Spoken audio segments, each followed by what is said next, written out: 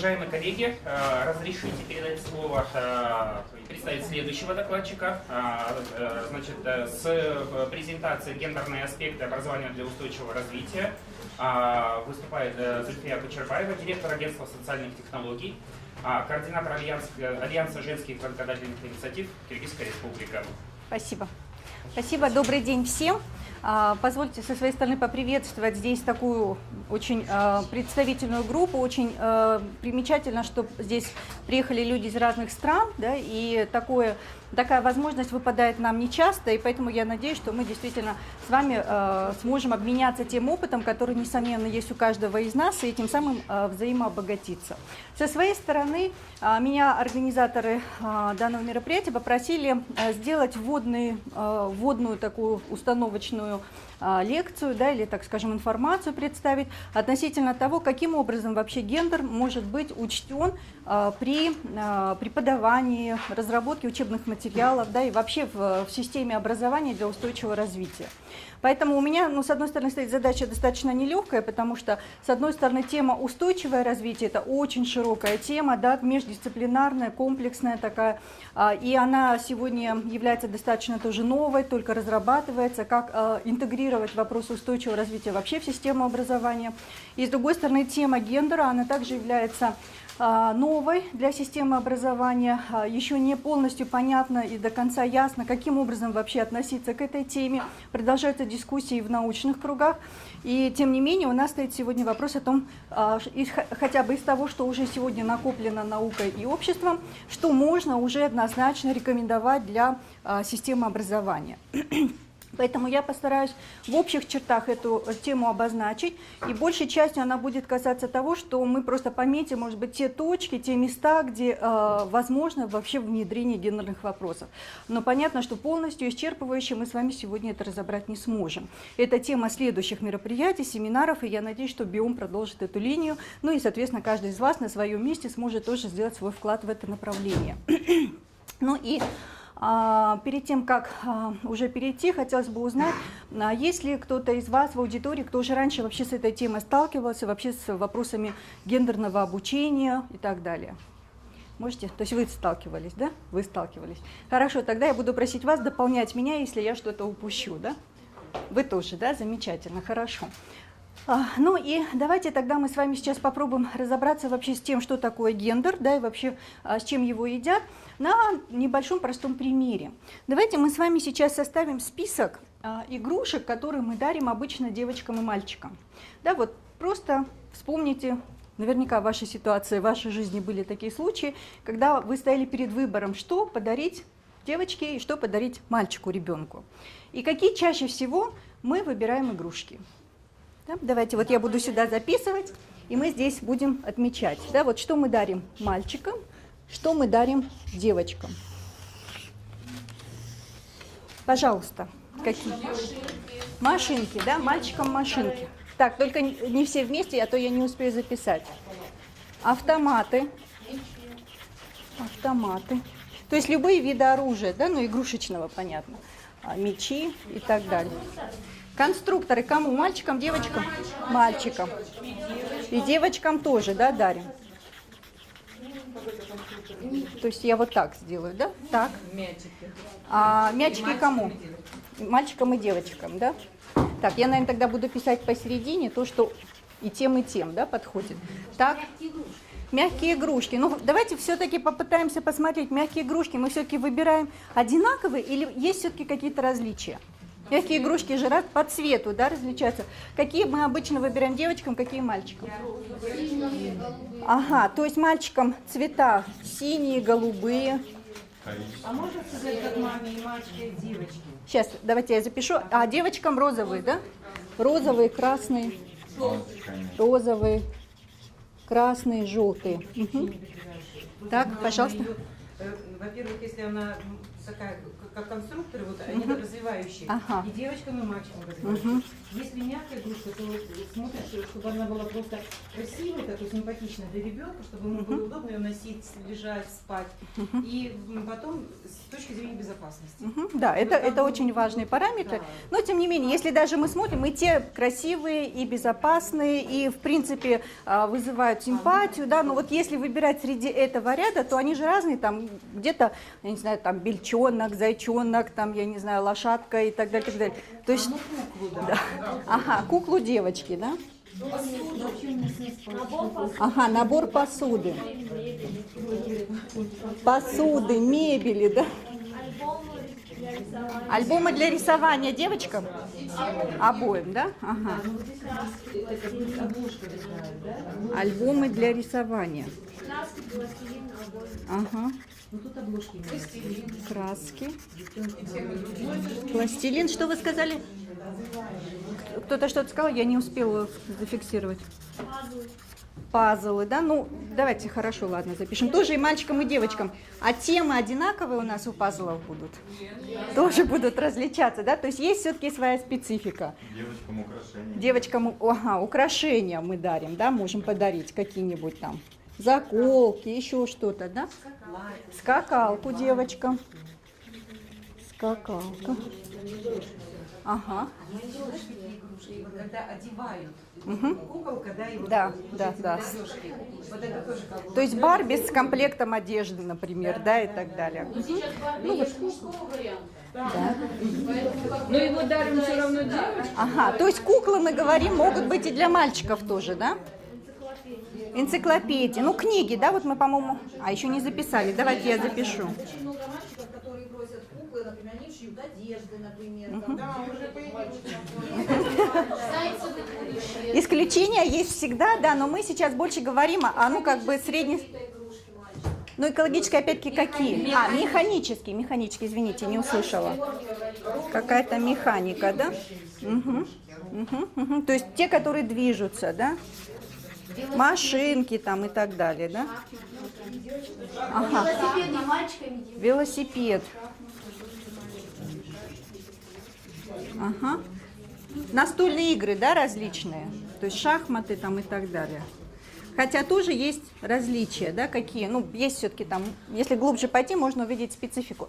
Список можно продолжать, да, то есть мы увидим, что все-таки где-то хоть наборы пересекаются, но тем не менее есть различия, да, и на этом индустрия игрушек очень даже хорошо специализируется, проводит маркетинговые исследования, да, и все время нам предлагает какие-то новые варианты, но с учетом как раз вот этих гендерных предпочтений. Давайте теперь посмотрим, да, вот игрушки, они же на самом деле призваны, ну, не только занять ребенка на какое-то время, но и фактически дать ему определенные навыки развить. Какие приобретает навыки ребенок, играя в те или иные игрушки? Вот давайте посмотрим. Машинки. Вот если ребенок, мальчик с детства играет в машинки, то какие навыки он приобретает? Ага, то есть, во-первых, он понимает, что значит движение, да, как, что если столкновение происходит у машинки. Правила дорожного движения он, несомненно, будет начинать изучать, да, потому что у него уже как бы машинка как образ есть, как предмет. Еще чему? Ага, дороги, правильно, да, строение дорог.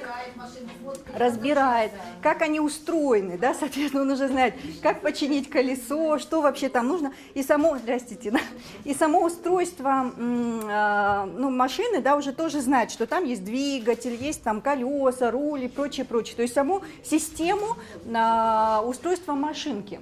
Значит, девочки, играя в куклы, какие приобретают навыки? А, что?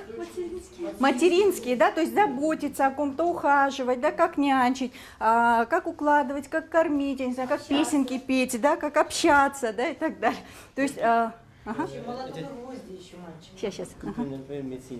Да, медицинские, да, если набор медицинский, то, соответственно, научиться лечить, что там правильно надо укол сделать, как давление померить, как таблетки правильно пить, да, там и так далее. Значит, что еще? Вот автоматы. Игрушки, которые оружие, да, то есть стратегии еще. Если они в группе играют, то это обязательно Что еще? Опасность и безопасность. Опасность и безопасность, самозащита. Или наоборот нападение, да, то есть привыкает, что в принципе можно допустить, что ты можешь кого-то другого, там, я не знаю, выстрелить в него, да, это же достаточно, ну, специфический психологический акт происходит в сознании человека, да, ребенка, что он допускает, что даже в игре можно выстрелить в другого, да, там, не знаю, поранить его, да, пожалуйста. Это охотничьи рефлексы, то есть Охота и так далее. Мы пока безоценочно, мы только смотрим, чему научаются, да, мы пока не оцениваем, плохо это или хорошо. Но мы говорим, что в данном случае на психологическом уровне дается право причинить вред другому и необходимость защиты себя, да, ну и, соответственно, как этот меч держать, как автоматом на курок нажимать, виды оружия они узнают, да, там специфические и так далее. Так, значит, конструкторы, мы сказали, они и для тех, и для других. Вот что дают конструкторы? Моторика мелкая, да, мышление, стратегия, аналитика и так далее. Да? Поэтому очень хорошо, что они и для тех, и для других. Да? То есть мы предполагаем, что эти навыки нужны и тем, и другим. Значит, что еще? Ну вот механика, мы сказали, мальчики, ну это похоже как машинки, то, что движется. У девочек скакалка, вот что скакалка развивает?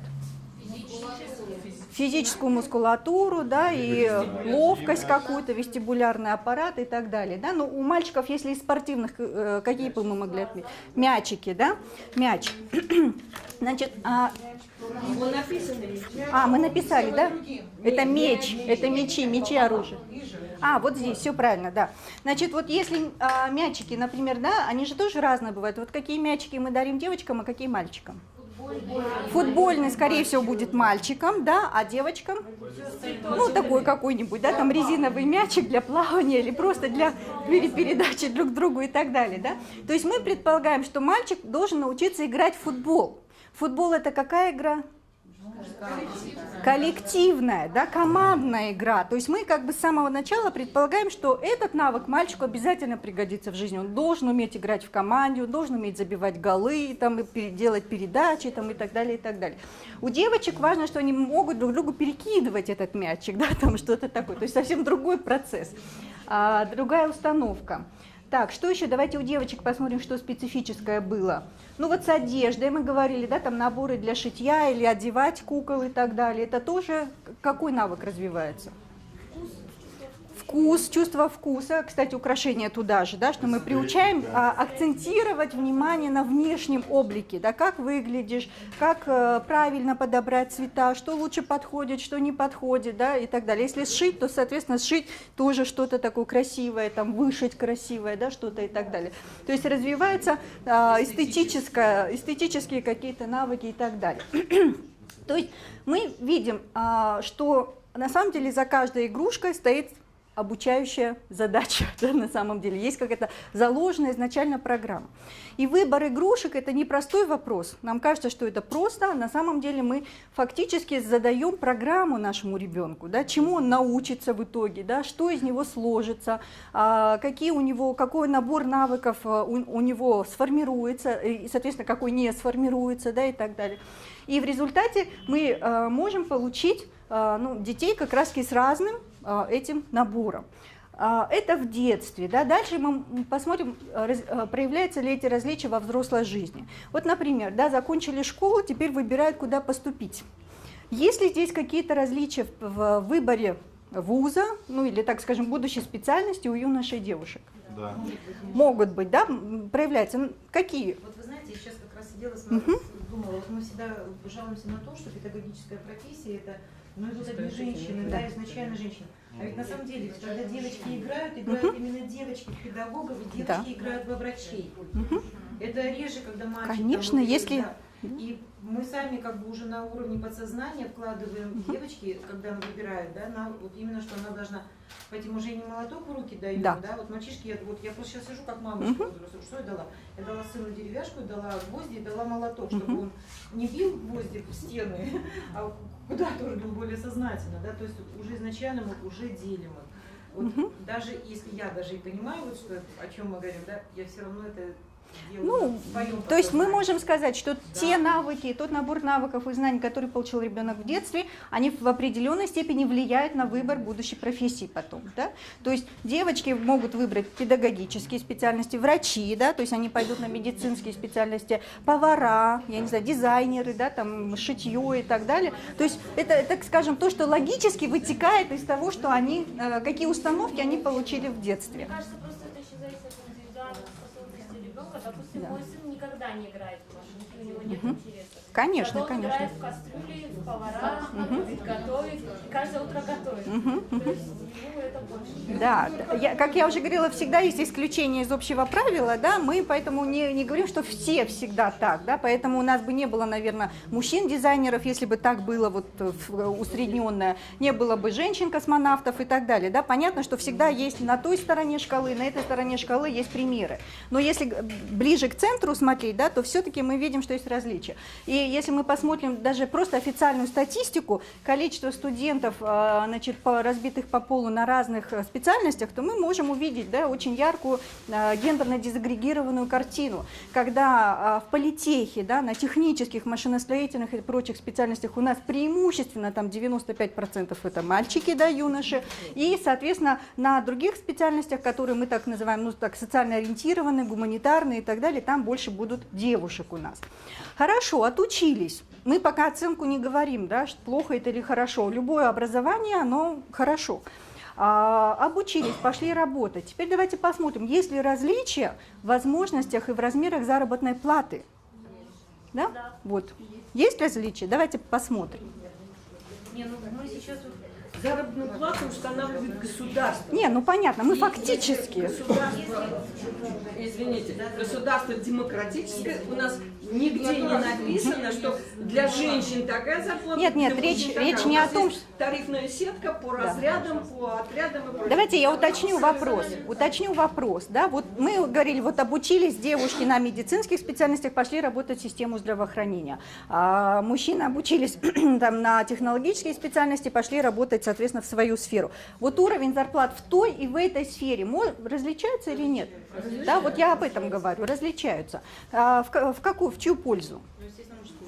Естественно, в мужскую. Да. Но дело в том, что если я выбираю профессию в политехническом университете, как вот я по первой профессии, поэтому я говорила, гендера не существует в плане государственности. Ну, да. Опять же, ну тут есть вопросики какие-то, да, я тоже, если сейчас очень большой вопрос. Но если я прихожу в профессию геолога, допустим, геофизика, я прихожу, вот приходит со мной выпускник, я прихожу, нам дают одинаковый оклад, на нас не смотрят, там, что я девушка или юноша. Продвигаемся по служебной лестнице, по карьере, опять же, зависит очень часто от твоих личных качеств и способностей, поскольку у девушки такой же жесткий характер. Если она, извините, ропля или он ропля, но они оба нигде не продвинутся. Давайте по очереди. Вот молодой человек поднимал руку, потом я вам слово дам. В общей сложности мужчины зарабатывают больше, чем женщины. Топ-менеджеры зачастую это в основном мужчины. Если женщина достигает топ-менеджмента, становится депутатом и так далее, она принимает мужские черты характера. Это, пожалуйста, железные леди, которые существуют там, вы посмотрите на них. Определенные. То есть, чтобы выжить вот в этом мужском мире, они принимают правила мужского. Правила мужской игры и начинают играть по вот этим правилам. Но в целом, вот на ваш вопрос, все-таки у мужчины стараются зарабатывать, и даже если мужчина работает на той же профессии, что и работает женщина, они ищут дополнительный заработок и получают еще какой-то дополнительный заработок. Пожалуйста, вам. Сейчас по очереди, потом вы. Карьерный рост, вот правильно Света сказала, приходят выпускники и начинают работать вместе, но через пару лет девушка вышла замуж и ушла в декрет, а парень за это время начинает проявлять свои там какие-то качества и растет. И когда она из декрета вышла, она вернулась на ту же работу, а парень уже стал начальником отдела, да, правильно? То есть получается сразу. Но извините, но с другой стороны, если мы говорим о том, что изначально у нас природа сделала два пола, правильно? А, как мы знаем, в природе строение соответствует функции. Если функция женщины воспроизводить человечество, то это не значит, что она в личностном плане хуже, она просто другая. А государственная машина, государственная система, она если раньше она учитывала эти, так скажем, когда женщин вообще на работу не брали, да, работали только мужчины, а мужчина должен был обеспечивать это все свое, то сейчас, когда мы говорим о равенстве, то у нас и пошел вот этот вот процесс. С другой стороны, возникает, я, например, считаю, что вот эти гендерные проблемы, они просто надуманные, элементарные. Давайте мы вернемся к этому вопросу еще, да, тут у нас дискуссия. Вы сказали. Мы разные, но это же хорошо, что мы разные. Хорошо, да, никто не говорит, что мы должны стать одинаковые, да? Но вы отметили очень важный момент. На самом деле, ведь есть уже термин пол, да? Но почему-то появился термин гендер. И вот вы отметили очень важное как раз-таки отличие, которое привело к тому, что появился этот термин гендер. Ведь по полу мы различаемся, да, вот если посмотреть по полу, то в чем наши различия? Различие только в том, что женщины могут рожать, да, а мужчины не могут. Это чисто биологическое различие. Совершенно верно. И только мужчина является значит, носителем и может оплодотворить яйцеклетку. Да? Все. Фактически на уровне биологии, да, вот это главные ключевые моменты. То есть именно в плане рождения, вскармливания и оплодотворения. Да? То есть вот... Да. Мы в эти генетические споры не будем уходить, да, давайте мы просто как констатацию пометим, что это наши биологические различия, они объективные, мы с этим ничего пока поделать не можем. Наука бьется, ну мы пока, ну как бы, не будем обсуждать, насколько это перспективно или не перспективно, да, фактически мы должны признать, это наши различия. Но вы отметили очень важный момент, эти биологические различия влияют на наши социальные перспективы и возможности.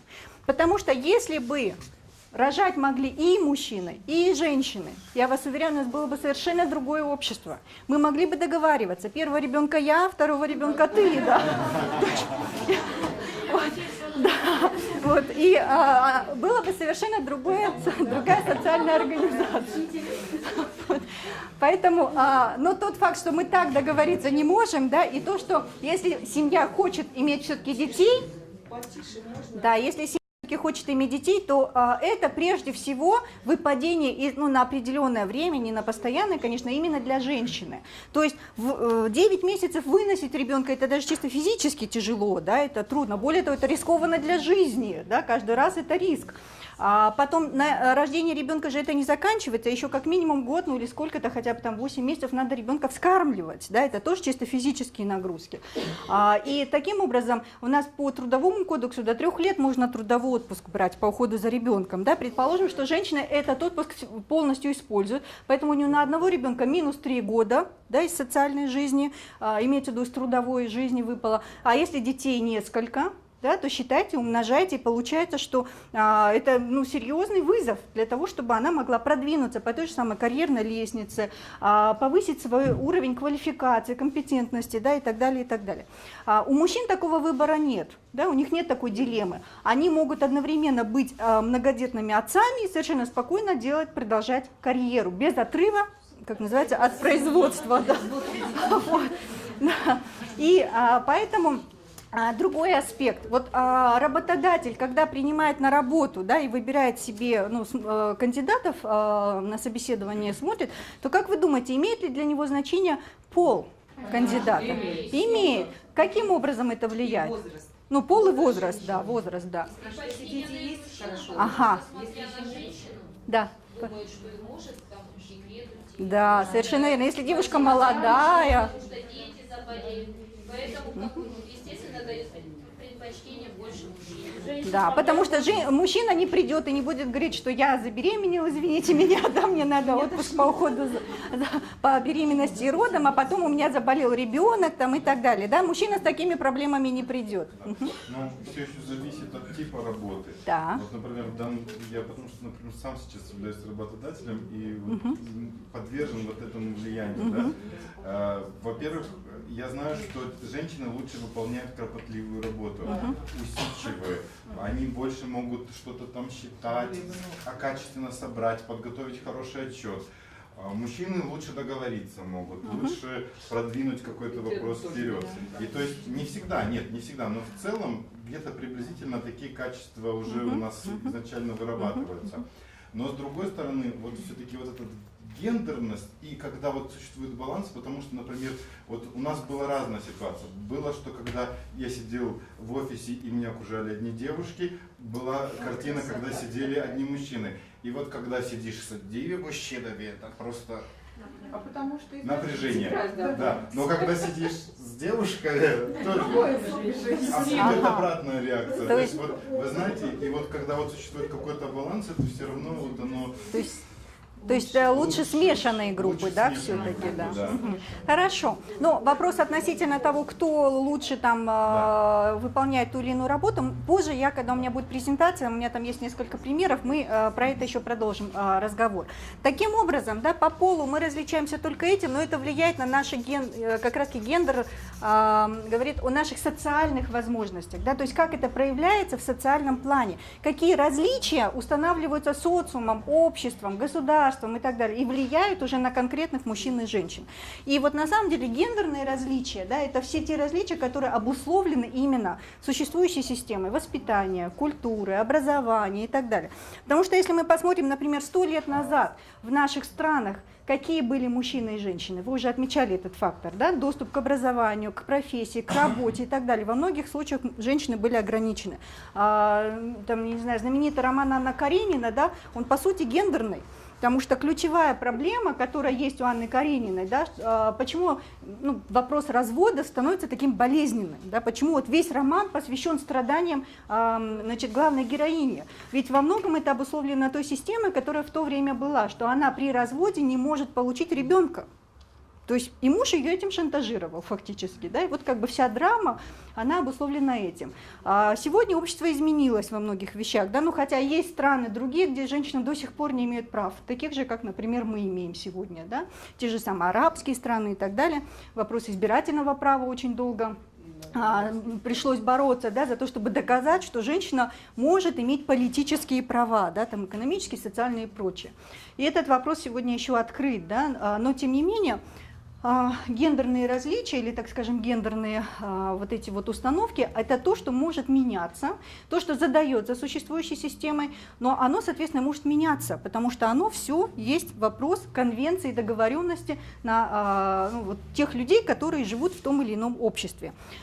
И поэтому часто возникают дискуссии, да, я не знаю, там в Швеции нам это кажется космосом и так далее, но они поменяли даже дорожные знаки, потому что возникла дискуссия, почему на дорожных знаках, например, когда идут ремонтные работы, нарисованы только мужчины.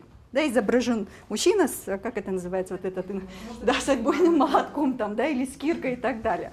То есть эти вещи, опять-таки, мы вот говорим, что если надеть гендерные очки, то есть, когда начинаешь на то, что привычно, то, что тебя окружает, то, в чем ты привык жить, и даже никогда не подвергал сомнению, что так, что может быть по-другому, но когда надеваешь гендерные очки, вдруг вот такие вещи высвечиваются, так как при рентгеновском снимке у тебя высвечивается там устройство твоих легких, которые ты так зрительно не увидишь, да, но тем не менее потом увидишь. Так и здесь мы можем надеть эти гендерные очки и просканировать нашу окружающую действительность, и я вас уверяю, что вы начнете подмечать множество разных интересных вещей, да, и как бы видеть, каким образом задается вот эта система гендерных различий. И перед тем, как мы перейдем к презентации, хочу предложить вам посмотреть еще одну схему, пожалуйста, передавайте друг другу. Вот на этой схеме как раз закреплены основные, есть, да, у вас там? Основные моменты, касающиеся, вот если не хватит, пожалуйста, там, именно того. Совершенно верно, младенцы еще. Прикладываешь что девочку, что мальчика, и относишься как к мальчику, так к девочке. Различие идет уже на более старшем возрасте, когда ребенок, отдача у ребенка идет. Ну вот в этом конкретном эксперименте выводы были следующие, что действительно различия выявились, и они были значительными. И как вы правильно отметили, в случае, когда няня обращалась с девочкой, то она больше времени держала ее на руках, было больше ласковых слов, да, песенок там и так так далее. В случае с мальчиками, соответственно, меньше времени на руках ребенка держали, разговаривали с ним более строго. Если ребенок начинал плакать, говорили, ну что ты такой нетерпеливый, ну неужели нельзя там потерпеть там и так далее, да, ну то есть как бы более такое взыскательное было, взыскательная коммуникация и так далее. Но самое интересное, что ребенок был один и тот же. То есть это был один и тот же ребенок. Просто один раз его завернули в голубое одеяло, а второй раз в розовое. Да. Пытались поставить няню мужчину. Вы знаете,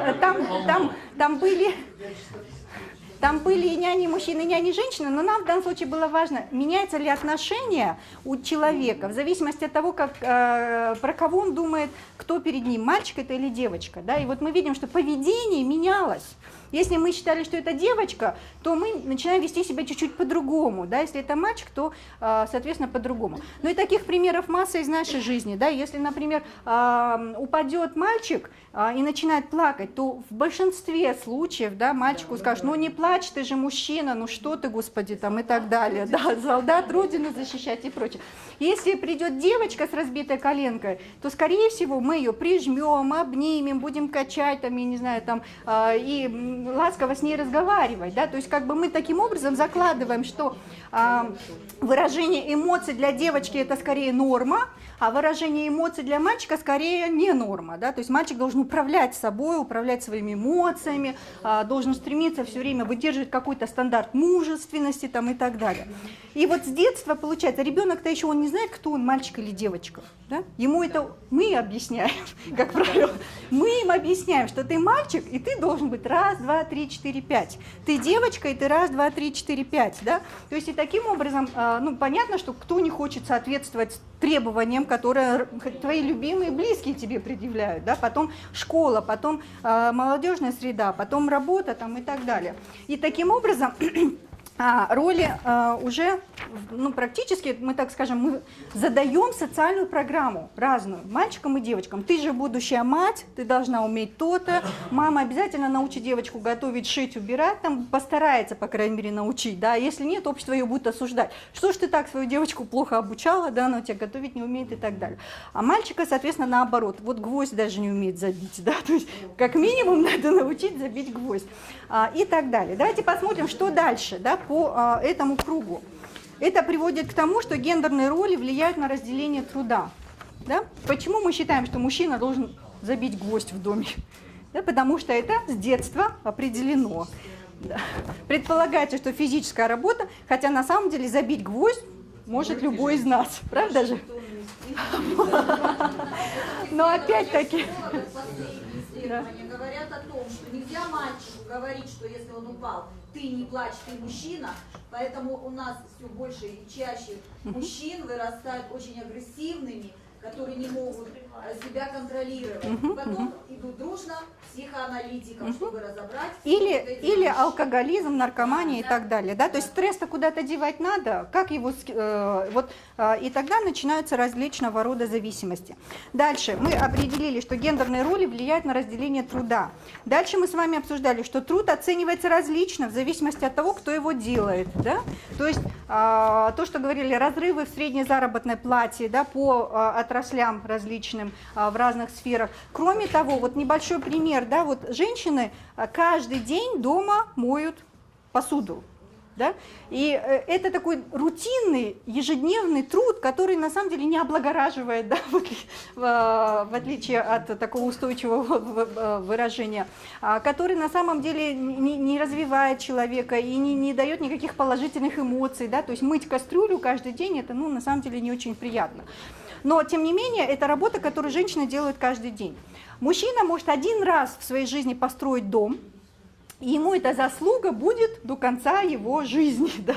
Во-первых, этот труд, он виден всем, да, то есть все говорят, о, этот дом построил тот-то, да, и вот и так далее. Любые приходящие в гости люди будут говорить, о, какой ты хороший построил дом. А то, что в этом доме каждый день убирается, моется, чистится и так далее, это не видно. Да. Нет, во-первых, это не видно, правда же, общество. Когда гости приходят, уже все красиво и накрыто. Не видно, как до этого женщина, как белка в колесе крутилась, да, и когда они уходят, приходят, тоже. Кстати, когда застолье, то обычно гостей развлекает муж, да? Соответственно, все лавры, гостеприимство достаются мужчине, а женщина все хлопочет на кухне, то там вытащить, подать, то убрать, то чайник там заварить и так далее, и так далее. А в киргизских семьях это вообще даже в принципе в традиционных семьях не допускается, чтобы молодые снохи вообще сидели с гостями, да, они вообще только у котла находятся. Поэтому получается, что... Да. То есть и получается, что и то труд, и то работа, да, сказать, что труднее, мыть кастрюлю там, да, или забить гвоздь и так далее, но почему-то обществом любая работа, которую делает мужчина, оценивается очень хорошо, достойно, это прям молодцы там и так далее. То, что делает женщина, ну что такое вымыть кастрюлю, да, господи, это даже не работа, это обязанность. Когда женщина рожает ребенка, мужчина оформляет на себя декретный отпуск, он сидит с ребенком, заботится, а женщина идет и зарабатывает деньги. Потому что очень часто у нас сейчас женщины зарабатывают больше, чем мужчина. Да, это вот как раз и говорит о том, что гендерные роли сегодня задаются социумом и возможностями, да, и некоторые роли переворачиваются сегодня. Другое дело, как себя чувствуют эти мужчины, если ему с детства говорили, что ты должен быть добытчиком, а он вдруг эту программу не реализовал. Да? И масса примеров, когда это уходит наоборот в контрагрессию, да, когда он из-за того, что он сам не реализовал эту программу, общество ему тоже дефектную ведомость выписывает в этом вопросе, и, соответственно, он себя чувствует, либо начинает уходить в депрессию, да, там, соответственно, может быть пьянство и прочее, либо, наоборот, в агрессию, когда он будет ту же самую жену, которая зарабатывает, вечером еще и колотить, да, и так далее. То есть здесь вопрос, как эти, да, вот, как влияют вот, резкое кардинальное изменение гендерных ролей. Но давайте пойдем дальше. Мы определили, что труд оценивается различно. Дальше. Различные роли, работа, оценка труда создают различия в доступе к принятию решений, сервису и доходам. Да, понятно, что если у женщин меньше денег, меньше доходов, меньше связей и так далее, они меньше на что могут претендовать. Да? Мы видим это с вами по составу депутатов, мужчин и женщин. Да? То есть депутатов женщин всегда меньше, потому что у них меньше денег на выборную кампанию, у них меньше связи, у них меньше поддержки. У нас, например, в селах на местных выборах будут, скорее всего, голосовать за мужчину, потому что говорят, зачем женщина вообще туда идет, вот она дома должна сидеть и так далее. Да? То есть таким образом, чем выше пирамида власти, тем меньше там будет женщин. Да? И поэтому вот этот треугольник, он есть, что на младших должностях женщин будет большинство, на средних может быть там половина на половину, а вот уже на высших должностях их будет меньше, их будет единица. А некоторые даже не пробиваются на этот верхний уровень, и поэтому существует так называемое понятие стеклянный потолок и стеклянные стены. То есть они невидимы, никто не устанавливает эти границы, что туда нельзя. Но... Мужчины устанавливают. Нет, имеется в виду законом они не установлены, нет запретов. Нет, да. Законом нет, поэтому они прозрачны. Но они очень реальны, ты не можешь сквозь этот стеклянный потолок пробиться. Можно к этому сказать? Вы знаете, здесь, может быть, даже это и не мужчины устанавливают. Я вот сейчас, вот, допустим, вот если я уже думала вот до этого как раз, вот у нас есть кандидатуры, да, выбирать. Вот мы сами идем на выборы женщины, пускай мужчины сейчас немножко вздохнут. Вот мы идем и смотрим, да, кого выбирать, на это, мужчину или женщину и так далее. Все равно срабатывает, вот я не знаю, что срабатывает, но почему-то вот в мужчине ты более уверен, ты чувствуешь защищенность от мужчины, даже просто на подсознании, что мужчина, он твой защитник. Вот, да, внутри у женщины это сидит у большинства. И женщина выбирает мужчину, а не женщину.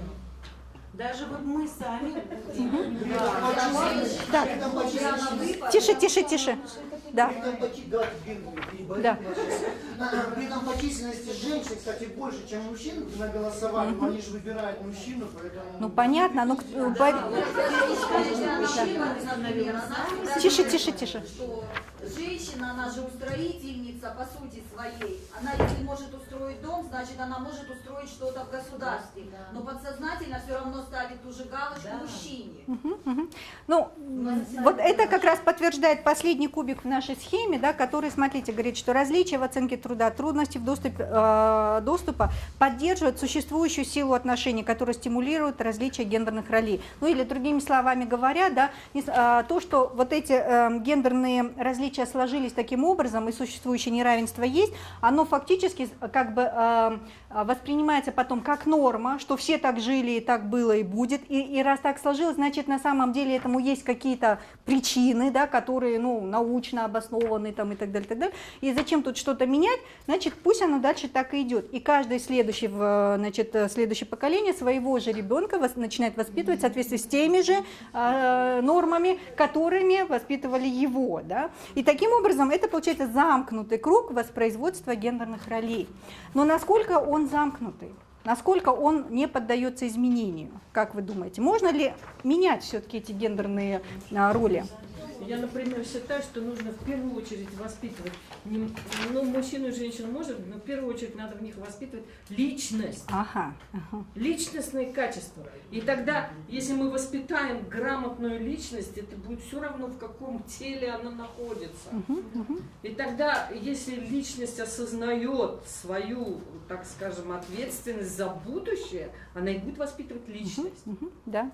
То есть, и тогда она, когда пойдет на выборы, личность, она не будет оценивать, что у нее не будет мысли, что может мужик надежнее. Она будет оценивать личностные качества. Если она в программу пошла, если ей интересно, кто будет управлять государством, женщине я имею в виду, она пойдет на собрание, где этот депутат выступает, она послушает одного депутата, второго депутата, третьего депутата. И тогда только осознанно она выберет не человека, а программу, которую этот человек декларирует.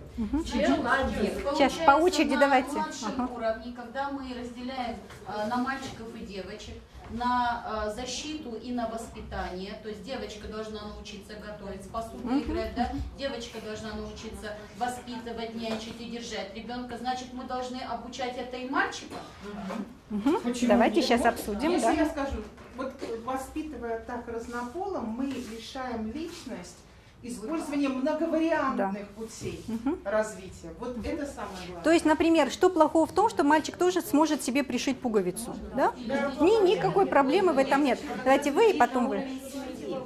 Ведь все равно все изначально, в начале, вот почему я просто всегда рассуждаю, почему? Потому что мне Бог дал обоих детей. И первым был мальчик. И поэтому получалось то, что на мальчика легло очень много обязанностей в плане того, когда родилась второй ребенок. Что получалось? Ребенок изначально умел уже в 4 года лепить пельмени, мыть посуду, смотреть за ребенком. Он бегал к дочке, смотрел, как она, мама там прибегала, там вот это, то-то, то-то. То есть это было просто то, что ты же мой помощник. Вот вы знаете, вот это вот что-то такое было. Ой, надо вот это сделать, это. И когда ты ребенка воспринимаешь на равных, как ты, просто в семье мы общаемся, мы вместе, как бы, делаем одинаковые функции. И он с папой идет то же самое делает. В итоге, мне кажется, вот тут вот такая привычка, она вырабатывается. И потом у меня парень вырастает, и я замечаю следующее. Проходит мимо взрослой дочери, она уже взрослая, и у него реакция: так, где шарф? Вы понимаете, это уже вот у него, он даже ничего не знает, он почему без шарфа? Она пришла без шарфа, пошла гулять, она сейчас проснулась. Это на подсознание, а дочка немножко разбалована. Вот здесь наоборот получилось. Можно тоже добавить? Да, пожалуйста. Личного опыта вот точно так же, вот очень созвучно. У меня сын прекрасно отмывает плиту. Отмывает лучше, чем девочка и так далее. А дочь может закрутить любой шоу, причем держать отвертку лучше, чем сын.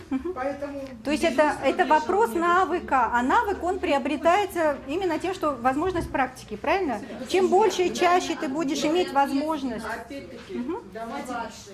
Если, допустим, вот, ну, неважно, мальчик, старший или девочка, когда появляются вторые дети, здесь все равно воспитывается ответственность, что ребенок должен где-то помогать, где-то смотреть за младшими детьми. И поэтому даже если мальчик старший, он уже умеет и готовить, и убрать, и постирать.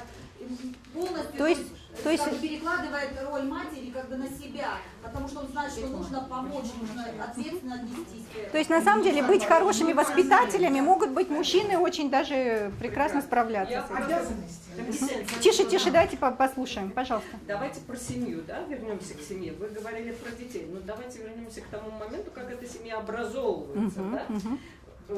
Семьи образовываются между мужчиной и женщиной. Я считаю, в нормальных условиях между мужчиной и женщиной, правильно? Опять-таки, что их приводит друг к другу? Разные причины в разных моментах. Но, прежде всего, для меня значима личность. Для других, я своих учеников тоже учу. Я им как говорю в старших классах? Я говорю, половых партнеров может быть много. Но личность, которая нужна именно тебе, это один человек. Вот и все. И я не говорю, и мальчикам, и девочкам я говорю, один человек. Я не говорю, что тебе нужен мужчина, а тебе нужна женщина. Я говорю, человек. Личность. Спасибо. Коллеги, можно я обращу внимание на второй раздаточный материал, который к вам ушел? Да, это чисто на самостоятельное прочтение. Для тех, для кого эта тема новая. Да, здесь даются очень такие просто сформулированные ответы на ключевые вопросы именно по теме гендера. Вы сможете, я надеюсь, самостоятельно это прочитать, и, ну, как бы, чтобы мы вглубь не уходили. Да. И вот еще один документ, который тоже дам, это глоссарий, который разработан Международной организацией труда, где тоже даны и приведены ключевые термины именно в сфере гендера. То есть для того, чтобы мы с вами тоже могли потом правильно, ну, ориентироваться вообще в этой теме. Так, ну и тогда давайте, наверное, тоже уже мы это обсуждали, чисто чтобы уже не возвращаться к этому вопросу. Значит, есть такое понятие в гендерной науке, да, тройная роль женщины. Вот, наверное, на тот ряд, да, кому не хватило.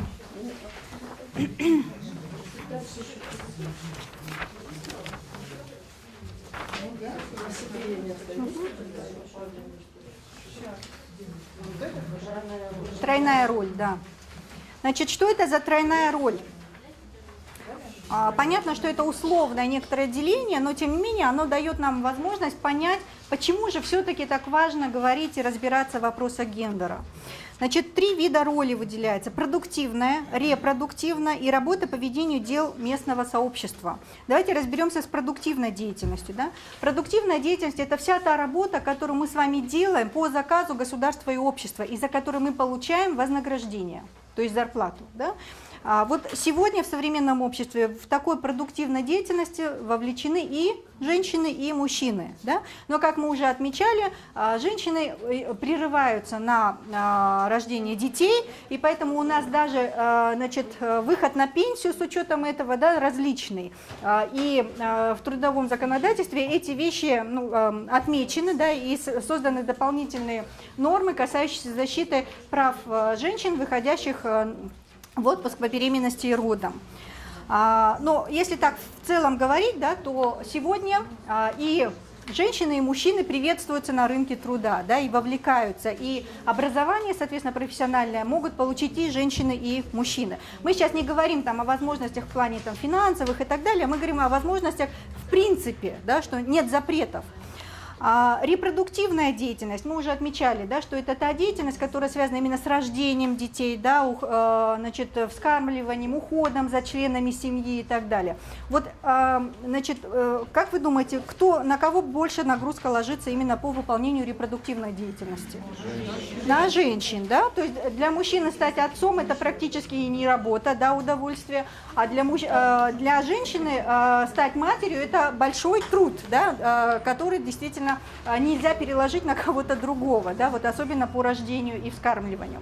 Поэтому мы здесь можем говорить о том, что есть диспропорция, дисбаланс именно в выполнении репродуктивной функции. Мы должны как факт признать, что репродуктивная нагрузка у женщин выше, чем у мужчин. Что значит работа по ведению дел местного сообщества? Да? То есть это имеется в виду, что даже поддержать отношения с друзьями, с родственниками, с коллегами на работе – это определенное усилие. Даже организовать тот же самый юбилей своему начальнику на работе – это набор определенных действий должен быть сделан. Да? Кто-то должен собрать деньги, закупить там что-то или арендовать кафе, выбрать подарок, продумать программу, написать поздравления, ну и так далее, и так далее, и так далее. Да? Кто чаще всего эту работу выполняет? Чаще всего женщины, да.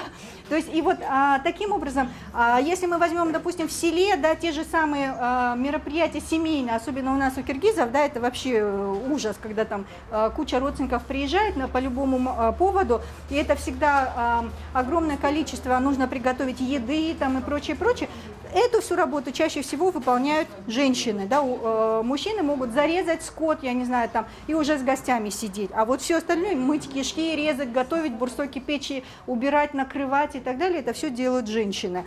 И эта работа неоплачиваемая фактически, да. То есть таким образом, что мы получаем? Мы все работаем, и мужчины, и женщины, да? Но объем работы все-таки у женщин больше. Чисто вот статистически даже, если посчитать, и есть в официальной статистике даже специальные такие показатели, называется бюджет времени, да, когда замеряется, сколько времени на ту или иную работу тратится женщинами и мужчинами, сколько на сон, сколько там на то-то, на отдых и прочее. И этот бюджет времени у мужчин и женщин очень сильно различается. Да? Поэтому это просто еще раз говорит о том, что когда мы говорим, что мы все равны, у нас нет сегодня, очень часто можно слышать, нет дискриминации. У нас нигде же не говорят, что женщины хуже мужчин и так далее. Да, на уровне Конституции, законов у нас все прекрасно. Но на уровне практической реализации мы видим, что на самом деле существует вот то самое неравенство в объеме работы, неравенство в вознаграждении, да, даже в той же самой оплате труда, и, соответственно, неравенство в возможностях. И это как следствие приводит к тому, что женщины имеют меньше возможностей продвинуться в социальной сфере. Есть ли здесь вопросы? Знаете, я как провокатор хотела. Да. Как провокатор. Вот, с одной стороны, да, вроде бы все хорошо, все правильно, да? Вот, и мы сейчас очень рационально говорим о очень активной, очень такой, знаете, вот душестрепещущей теме, которая всегда была в основе человечества. Дети. Как это так? Женщина будет рожать, она теряет время, она не сделает карьеру. И получается, что очень важно в ее жизни сделать карьеру. А какое счастье иметь детей?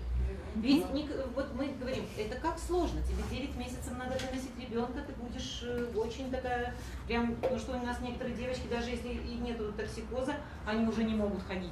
Вот, потом, да, рожаем, да, это, ну, процедура, требующая сил, природа да, так сделала. чтобы... Но когда ты возьмешь этого ребенка, это такое ощущение, такое счастье. Я не знаю, как переживает это мужчина, потому что только мужчина может объяснить, как он это переживает. Но вот эти годы, которые ты тратишь на ребенка, эти месяцы, это не сравнить ни с одними чувствами, которые... Ни с какой карьерой это не сравнить. Это вот, вы знаете, конфликт даже... Это даже не конфликт. Тише, тише, коллеги, давайте послушаем. Что происходит. Это гармонично. И если ты поставишь только целью себе карьеру, что сейчас ты переживаешь вот за молодых людей, вот мы с Димой буквально разговаривали сегодня на эту тему. Да, смотрите, что делает молодежь. Она строит карьеру, им уже 25, это нормальный возраст, тебе еще рано. 30 лет, о, нормально, ну ничего. А потом, да мне же надо квартирку, да мне же надо это. И потом говорят, ну я же еще не то-то не состоялся здесь, а потом когда рожать, а потом кесарево сечение, это еще хуже для женщины. Это еще страшнее для нее. Ребенок уже поздненький, а когда же его воспитывать, понимаете? Здесь очень важно, чтобы вот гендер, он тоже был гармоничным. Коллеги, можно, вы совершенно правильно отметили, но я хочу вас, так скажем, немножко остановить в том плане, что гендерная наука, она не призывает стереть различия. И ни в коем случае не призывает женщин отказаться от рождения детей. Вы такого ни в одном гендерном учебнике, вот я вас уверяю, не найдете. Вот. Здесь речь идет о чем? Что мы должны признать, что дети нужны не только женщине. На самом деле это рождение новых граждан, новых членов общества. Это то, в чем заинтересовано должно быть и общество, и государство. А когда ответственность за рождение детей ложится только на плечи женщин, и, соответственно, все негативные последствия, связанные с этим, ее проблема, то вот здесь мы и получаем то, что женщины вынуждены будут отказаться от рождения, потому что им надо зарабатывать деньги. Если государство и общество не будет компенсировать женщине это потраченное время, ну не потраченное, а, скажем, выделенное время, безоценочно, да, скажем, выделенное время на рождение детей, их воспитание, и будет компенсировать, чтобы женщина безболезненно могла вернуться на работу, да, безболезненно могла потом продолжить свою карьеру и так далее, тогда женщины не будут отказываться от рождения детей. То есть только вопрос в этом, что как раз-таки гендерная наука, она призывает и требует, более того, чтобы законы, политика учитывали эти вещи и создавали благоприятные для этого условия. Сейчас я, можно договорю, я вам потом дам слово. Ведь эти нормы в Трудовом кодексе, во-первых, об отпуске по уходу за ребенком, о том, что должны быть пособия, о том, что в случае после выхода из отпуска по беременности и родам, женщины должны получить приоритетное право на повышение квалификации. Да, там есть у нас такие и ряд других норм. Они появились именно вследствие того, когда гендерные эксперты лоббировали и требовали эти вещи учесть. Когда этих норм не было, это было что? Что, соответственно, женщина родила, твои проблемы, выходи через 2 месяца. Да? Вот наши бабушки, я помню, они должны были выходить чуть ли не через неделю. Да? С кем остался твой ребенок, как он там, что, вообще никого не волновало абсолютно. И это создавало трудности и для женщин, и для детей, да, и для семей. Поэтому здесь вопрос как раз в том, что нельзя ответственность за рождение детей возлагать только на плечи женщин. Давайте вы, а потом вы. Да. Биологи подтвердят, что изначально мужской и женский организм, мы выяснили, что он не только по половому признакам отличается, но и психосоматически. Вот, совершенно верно. То есть изначально мужчина менее стрессово устойчивый, чем женщина. Менее терпелив. Вот сейчас об этом говорили, применительно к производству. Так почему мы эти качества вот сейчас в данный момент отодвинули в сторону? По природе разно, да, мужчины с Марса, женщины с Венеры. Коллеги, пришло время моей презентации, потому что возникают вот эти вопросы, которые уже в ряде исследований на них даны ответы. Давайте мы сейчас... Даны ответы, но если женщина изначально приспособлена биологически, биопсоматически к выполнению вот этой домашней работы, и она ее делает лучше и качественнее. Вопрос не в том, что она ее делает должна или не должна, а в отношении общества всего к этой работе. Коллеги, вот тогда получается, что те женщины, которые сегодня не умеют мыть посуду, шить и так далее, они не женщины с точки зрения биологии, понимаете? Мы тогда сами себе противоречим. Коллеги, закрываю дискуссию, точнее не закрывая, оставим многоточие, вернемся к ней чуть позже после презентации, хорошо? А то у меня мало времени, я не хочу задерживать следующего лектора. Можно мне, пожалуйста, первый слайд? Там свет выключить. Свет, коллеги, где-то свет, как выключить, я не знаю. Так, дальше, пожалуйста, сразу весь слайд откройте. Значит, вот смотрите, в науке тоже отношение к социальным различиям менялось. Да, и вот каким образом оно менялось? До середины 20 века был общепринятым подход, так называемый примордиализм. Дальше инструментализм, и с 80-х годов прошлого века и в настоящее время конструктивизм. Сейчас дальше мы объясним. Можно следующий слайд? Значит, вот примордиализм. Значит, примордиализм основывался на том, что есть те самые биологические различия, они извечны природные, то есть они даны изначально, и мы их менять не можем, да, то есть это чуть ли не на генетическом там уровне, все программа различий расписана, и поменять нельзя, как только не вмешавшись в эту генетику, да, и в эту биологию. Можно дальше, да? И вот представители, значит, этого подхода, вот вы видите, социобиология, да, когда прям там даже изучалось и анализировались, значит, различного рода животные сообщества или искались проявления, значит, вот тех законов, которые есть в живом мире, именно в отношениях в социуме там, и так далее. Да? И вот, значит, те исследователи, которые в этом направлении работали. Классический психоанализ, да, очень жестко определял, что у мужчин вот свое подсознание, у женщин свое подсознание, и оно обусловлено там, в том числе какими-то психосоматическими и прочими там реакциями, которые есть в организме. Дальше. Ну давайте здесь вот, значит, этот подход, примордиализм, да, он стал в самой науке очень сильно оспариваться, потому что стали приводиться масса примеров экспериментальных, в том числе доказанных, когда доказывалось, что нет таких однозначных, жестких, природно установленных различий. Да, и то, что стали появляться примеры, когда женщины совершенно свободно могли справляться с тем, что считалось вообще не свойственно женщинам, и наоборот, мужчины, которым совершенно спокойно выполняли женские виды деятельности, да, как бы это вот ставило под сомнение эту науку. И стал практиковаться, ну так скажем, появился и потом стал доминировать подход, который называется инструментализм. Ну, от самого названия инструмент, да, то есть что различия стали восприниматься инструментально. Так выгодно или так удобно такие различия, как вы говорите, ну хорошо же договориться, если девочка с детства умеет хорошо готовить, ну пусть она и готовит, зачем мы будем мужчину заставлять это делать? Пусть мужчина делает то, что он хорошо умеет делать, там забивать гвозди, не знаю, чинить машину там и так далее, да, то есть как бы вот эти функционально обоснованные различия. Значит, и вот здесь тоже разные ученые, которые в разных сферах, например, в социологии, в политологии, Эрнест Гелнер, да, который вообще в образовательной системе отводил большое значение. Он говорил, что влияние образовательной системы воспитания – это скрепляющий цемент для общества индивидуалистов, да, что на самом деле, если мы не будем задавать вот эти какие-то стандарты, то мы все будем такие индивидуалисты, которые друг с другом вообще жить не захотят, да, и поэтому нам надо навязывать какие-то установки, в том числе гендерно различные. Средства, используемые... Можно вернуть? Еще раз верните, пожалуйста, назад. Значит, Эрик Хобсбаум, средства, используемые для контроля над массами, то есть даже такие были аргументы, что так удобно и выгодно. И есть масса примеров, когда женщины, например, когда на рынке избыток трудовой силы, то сразу же появляется программа по тому, чтобы женщин вернуть в семью. Вот как хорошо, вы должны детьми заниматься, вот вообще давайте домой, и вообще это все. Как только недостаток трудовой силы на рынке, да, особенно в послевоенное время и так далее, нет, вы что, давайте, вот у нас тут нужно, и сразу же покажут, что женщина на тракторе там, и так далее, да, то есть как бы это то, как мы можем поворачивать, как нам удобно. Хотим такую программу зададим, хотим такую, да.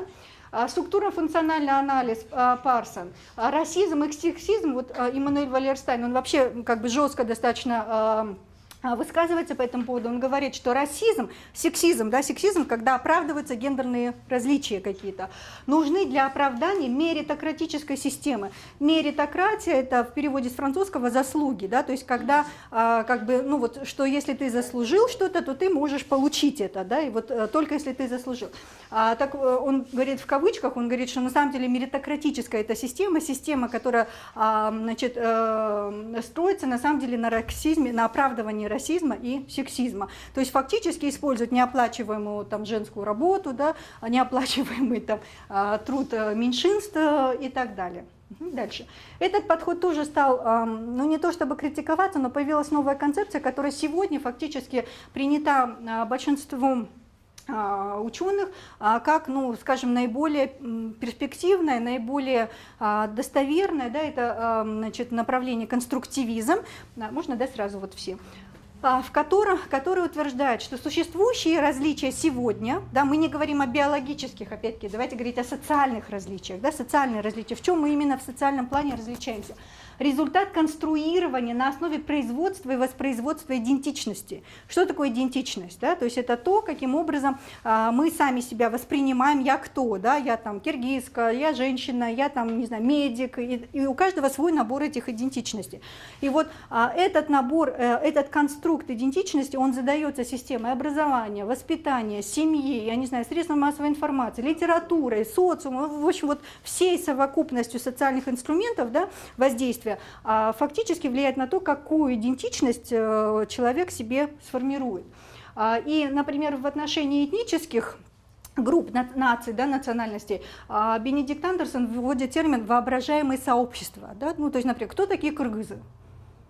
То есть вот мы предполагаем, ну, кыргызы – это вот такой кочевой народ, вот они носят колпаки, на конях скачут, там, ну, не знаю, такая там у них культура там, и так далее, история, вот они от тех-то пошли. То есть у другого народа другая история, другая легенда и другой набор своих каких-то признаков, да, то есть уже не колпак, а тюбетейка, уже там не оседлый, а такой-то там и так далее, да, там есть самса, а не то-то. Но на самом деле это только то, как мы придумали и, в принципе, друг про друга привыкли думать. А на самом деле все кыргызы друг друга не видели и не знают. И есть те, которые на конях не скачут и колпаки не носят. И так далее, и так далее. То есть на самом деле как бы мы можем быть настолько различными, но мы почему-то все-таки говорим, да, мы же кыргызы там, и так далее. Да? Это именно воображаемые сообщества. То есть в реальной жизни этих как бы признаков может и не быть.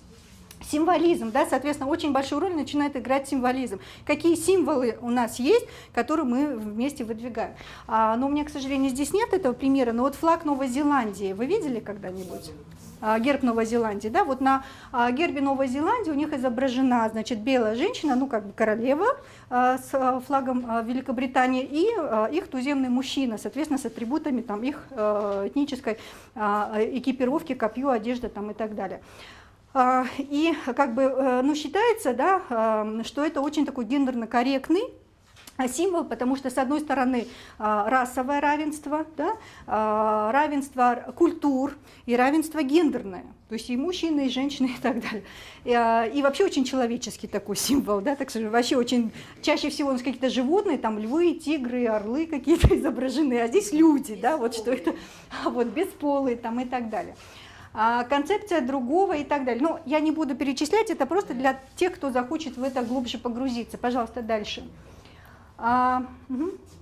Еще раз нажмите. Вот Симона де Бувуар, известная, да, значит, французская писательница, автор книги «Второй пол», значит, ей принадлежит фраза «женщины не рождаются, женщины становятся». Да? То есть, опять-таки, значит, мы должны приобрести все те атрибуты, все те навыки и так далее, признаки, которые общество приписывает женщинам. Да? И, соответственно, чтобы стать женщиной, ты должен проявлять себя как женщина, образ которой общество приписывает. Да, то есть должна быть вот эта идентификация. Дальше. Еще раз нажмите, это пустой слайд. Еще. Что-то. Еще одна попытка. Так, нет, вперед. Так, вот теперь давайте сразу весь слайд выдадим. Да? Вот пример, значит, того, меняются ли эти гендерные различия. Вот, значит, Кэрол Джеклин, она сделала такой анализ. Она проанализировала все те исследования, научные публикации, которые занимались гендерными различиями. И, значит, выявила, что с 1910 по 20 годы говорили о психологии пола, да? Потом с 30 по 60 уже говорили психология половых различий, sex difference. С 70-х годов начали говорить различия, связанные с полом, да, то есть уже не так жестко привязанные, как раньше психология пола, а связанные с полом. И уже с 80-х начали говорить гендерные различия, да, то есть уже не пол, а уже именно социальные, какие-то социально обусловленные различия. Дальше, пожалуйста. Gender difference. Следующий. Вот Георг Крайк. Весь слайд, пожалуйста, сделайте сразу. У него, значит, его исследование касалось тоже психологии развития, и он анализировал те тесты, которые в Америке сдавали дети, вот то, что у нас, ну, не знаю, ОРТ, вот эти вот тестирование в конце знаний, да, у года в каждой стране по-разному называется, но вот в Америке у них назывался предварительный тест академических способностей. И он достаточно большой период, смотрите, 60 по 83 год, он анализировал эти тесты, очень большой объем, массив. И вот что он выявил, да, что анализ результатов тестов на понимание пространственных отношений, почему важно пространственное, очень часто говорят, вот мальчики лучше ориентируются, поэтому они лучше водят машину, у девочек, значит, пространственная ориентация хуже там, и так далее. Значит, американскими школьниками старших классов показал, что за последние 20 лет эти пространственные способности девушек существенно изменились. То есть задания, когда нужно было именно там, не знаю, там с треугольниками или с какими-то там графическими объектами там пространственные вещи решить, у них решение этих задач у них улучшилось. То есть что, изменились дети на генетическом уровне? Вряд ли, да? Скорее всего, изменилась среда, да, изменилась, может быть, методика преподавания математик там, и физики и так далее. Да? То есть, и это дало этот результат, что знания в этих вопросах улучшились у девочек, и нет таких кардинальных уже различий. Дальше. Наверное, то, что сыграло роль, что раньше отдельно занимались. Совершенно верно, да. Ну, то есть много факторов, но мы видим, что это меняется, да, то есть меняется. Это не то, что вот неизменное, как в примордиализме утверждалось, да, вот все, размер мозга у мужчин больше, у женщин меньше, и, соответственно, там они глупее, а те умнее, да, вот этого уже утверждение сегодня, ну, оно как бы опровергается. Да. Дальше. Эрик Игли, ему, значит, он сделал тоже очень интересное исследование, он провел анализ всех исследований по конформности. Да, что такое конформность? Это когда люди приспосабливаются к мнению окружающей среды, да, то есть не высказывают свое мнение, боятся идти против, а им легче приспособиться, подстроиться под общее настроение какое-то. Да? И вот он анализировал работы по этой теме и выявил, что среди 22 работ по этой теме, опубликованных до 70-го года, в 32% указывали на большую степень конформности женщин. Да? То есть эти исследования, они как вывод говорили, что женщины более конформны. Но уже 40 исследований, опубликованных после 70-го года, только в 8% работ такие выводы появлялись. То есть это что, женщины стали менее конформны на уровне генетики или чего-то? Нет, да. Вот. Скорее всего, изменилась социальная среда, да, женщины на самом деле приобрели навыки неконформности, а личности, как вы сами говорили, лидерства, да, там, способности отстаивать свое мнение, и это тут же в исследованиях нашло отражение. А это стало, скорее всего, результатом изменения системы образования, да, и общественных установок в этом вопросе. Дальше. Вот примеры, значит, каким образом конструируются гендерные роли, различия, идентичность и так далее. Это примеры плакатов времен Второй мировой войны. Да? Это вот наши союзники, значит, вот давай на фронт, ты нужна там, это вот тоже как не болтай, шпионы рядом там и так далее. Да? Вот ты на заводе нужна и прочее. Дальше. Это вот советский агитпроп. Вот здесь долой кухонное рабство. Вот здесь все дома плохо, темно и страшно, а вот там на улице прекрасно, да, здесь вот новый быт, там, значит, вот производство и так далее, и так далее. То есть тогда, когда нужно было, чтобы женщины вышли на работу, вот стали появляться разного рода такие вот плакаты. Или, подождите, верните, пожалуйста. Еще раз верните. Работай, как Дарья Гармаш, да, вот на тракторе. Вот, да, здравствует равноправная женщина СССР, вот они на выборах. Вот здесь, значит, вставая в ряды фронтовых подруг, женщина бойцу, помощник и друг. Да. Дальше, пожалуйста.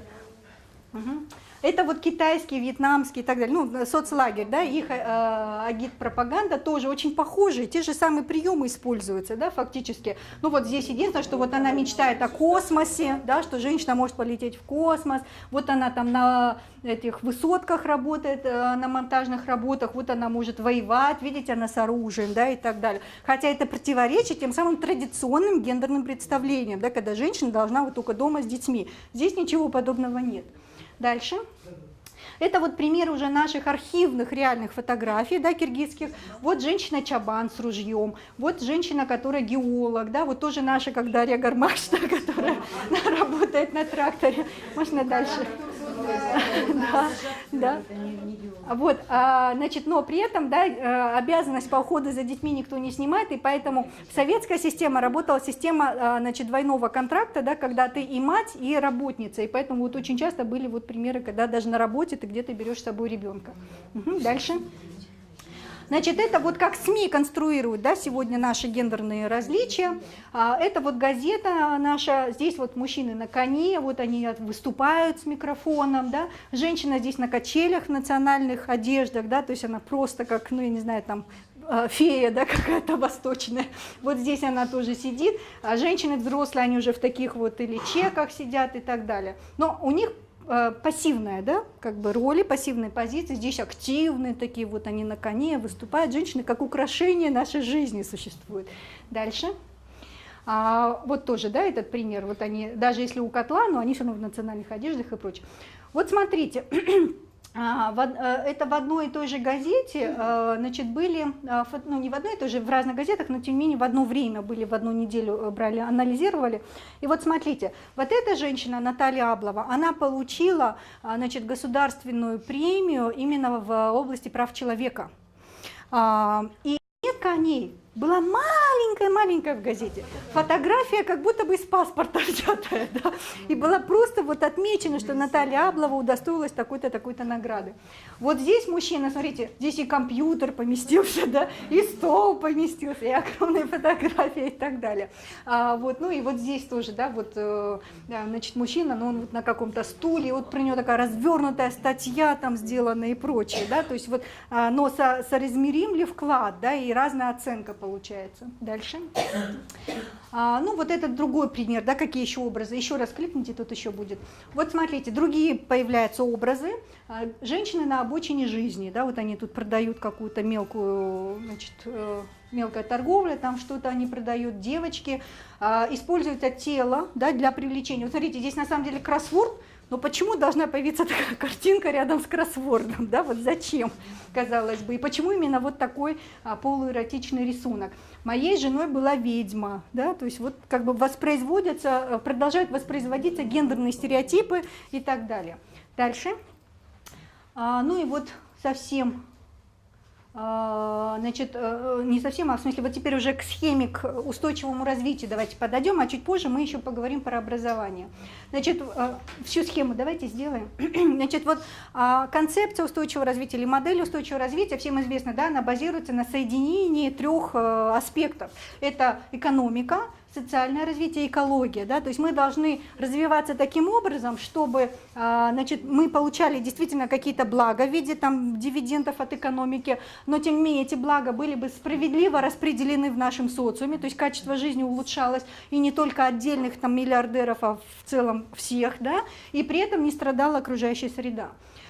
И сегодня, на самом деле, как бы управленцы стоят перед тем, как эту модель внедрить в реальном секторе экономики, да, там, в реальном секторе социального развития, там, в экологии и так далее. Но вот если говорить о гендерных аспектах на примере этой модели, то что можно отметить? Вот про экономику, когда мы говорим, какие там гендерные аспекты? Что должны быть равные права на труд. Да, то есть создать такую экономическую систему, которая бы в равной степени позволяла заниматься трудом, оплачиваемым трудом и женщинам, и мужчинам. Равные возможности участия в экономической деятельности, то есть чтобы не было деления на какие-то женские и мужские сектора занятости, да, они были в равной степени доступны и тем, и другим. Равная ценность труда, то есть оплата труда, соответственно, была бы равная, но в данном случае, смотрите, ценность, да, когда в советское время банковская система была фактически просто системой по учету денег, то там преимущественные работники были женщины. Как только банковская система в современном мире стала коммерческой, то есть когда там реальные доходы, реальные деньги, возможность получить очень хорошие дивиденды, вы посмотрите, сегодня в банковском секторе очень много появилось мужчин, и даже они стали в топ-менеджменте выдавливать женщин, да, то есть как бы вот это вот... Да, добытчики, но опять-таки почему? Потому что там есть возможность заработка. Да? Получается, работа учителя, она разве менее важна, чем банковская система? Да? Мы фактически формируем поколение будущее, да? Значит, наших детей и так далее. Но почему-то оплата в секторе образования гораздо меньше, чем, например, вот в нефтедобывающей промышленности, там еще где-то. Значит, и непонятно почему. Да? Почему? Неужели это менее ценная работа? Да, то есть можно подвергнуть и саму шкалу оценки под сомнение. Значит, в сфере социального развития что можно анализировать? Равный доступ к социальным благам. Да, если у нас равные возможности там, получить социальную защиту и так далее. Равный доступ к доходам. Да, то есть вообще возможность трудоустройства. Равный доступ к социальной защите. В сфере экологии равный доступ к природным ресурсам. Да? И равные права на безопасную окружающую среду. Давайте дальше. Так, сколько у меня осталось времени? Уже время вышло, да? Может быть, я тогда это пропущу, потому что здесь примеры, что можно учитывать в гендероэкономике, но я вот это на словах уже сказала, давайте пропустим, наверное, а то времени мало осталось. В социальной защите дальше, сразу следующий слайд. Здесь примеры, что можно учесть в экологии. Дальше. И вот теперь про образование, да, давайте тоже всю схему сразу. Значит, в образовании есть два аспекта – содержание и форма. Да? Вот в содержании что важно, чтобы, когда мы разрабатываем какие-то образовательные курсы, уроки, не знаю, методические комплексы именно по устойчивому развитию, то важно, отражает ли этот учебный материал гендерную специфику устойчивого развития или нет. Да? Как влияет на производство гендерных стереотипов это содержание? Оно его закрепляет или все-таки позволяет разрушать традиционные гендерные стереотипы? Как вы говорите, давать возможность детям развиться в многовариантную личность. Имеется в виду личность с многовариантными возможностями. И форма. Методы обучения ориентируются на равноценное отношение к учащимся или нет? Да? Как визуализация, которую мы используем, как визуализация влияет на воспроизводство гендерных стереотипов и является ли корректным язык, которым мы формулируем, да? Гендерно корректный язык. Позже я вам дам раздатку, у меня есть по этому вопросу раздаточный материал. На самом деле, если бы у нас было еще время, я хотела, чтобы мы с вами просто посмотрели примеры учебников. Организаторы, даете время? Тогда вот где эта сумочка с учебниками вот вы принесли? Дайте, пожалуйста. Я хочу просто сейчас вам предложить посмотреть, полистать реальные учебники. Брали, естественно, научный цикл, потому что вопросы устойчивого развития, пока, так скажем, пионерами в этом направлении являются именно, естественно, научные дисциплины. Так, вот давайте учебник естествознания. Давайте мы, наверное, вам его дадим. Вы посмотрите, да? Вот физика. И вот физика, например, да? Так, вот, пожалуйста, я также взяла учебник Шпары вашего проекта. Давайте вот вам дадим, да? Вы, пожалуйста, посмотрите. Значит, так, вот еще. Биология. Пожалуйста, вот туда передавайте. Новейшая история. Да, вот география и вот география. Пожалуйста, передавайте. Значит, коллеги, что? Коллеги, значит, давайте уточним задание. Коллеги, давайте уточним задание.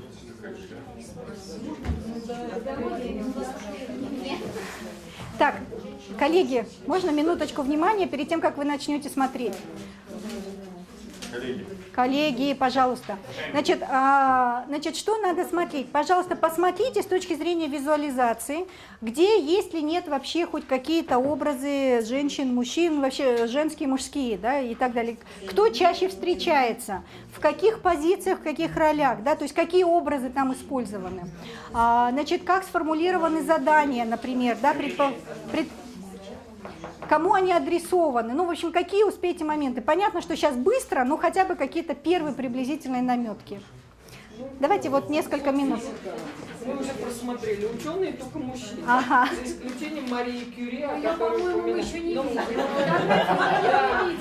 И в движениях тоже мальчики. Ага, Движения да. любые. Физические упражнения тоже мальчики. Вот девочек не мальчик. А нет, мальчик. Мальчик. Не поймешь, что ты не Ну, скорее всего, мальчик в шортах. Это строительство египетских пирамид, там тоже только мальчики против юбках. Посмотрели, да? Сейчас, коллеги, давайте все посмотрят, чтобы все слушали. Хорошо?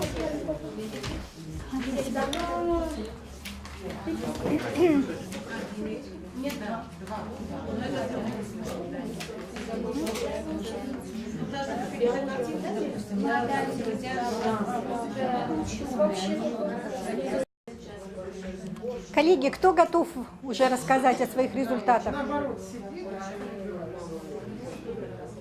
Ну, в общем, Так, кто готов рассказать?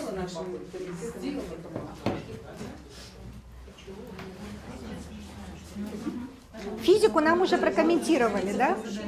Что тут преимущественно мальчики и мужчины. Только мальчики и мужчины. Так, пожалуйста, давайте послушаем все. Пожалуйста, вам слово. Какой у вас учебник и какой вывод вы можете сделать? Тише, тише, тише. Новейшая история зарубежных стран. Так. Посмотрели, вот автор мужской пол, мужчина. Так, Здесь кто автор в ваш? основном изображены мужчины. Ага. Один мужчина, либо несколько мужчин, либо там революция и так далее. Получается, да, двигатель историю совершали одни мужчины, получается. Хотя это современная история, да? Скорее всего, в современной истории. Спасибо. Так, кто и следующий? Вы готовы, да? ну, у нас примерно равно, но на изображениях картинок с разными смыслами мы все-таки наблюдаем половое различие. Ага. Вот там, где машинки, энергия, движение, там все-таки больше мальчиков. Так. А вот где, значит, где несчастные случаи катастрофы, там примерно одинаково. Вот, а остальное примерно... Ну, вообще, это пример, когда вообще есть визуализация, да, потому что во многих учебниках вообще нет визуализации как таковой, да, и учебники скучные. Вот это пример хорошего учебника, но даже там мы видим, есть какие-то недочеты. Начальная школа, поэтому там больше образности.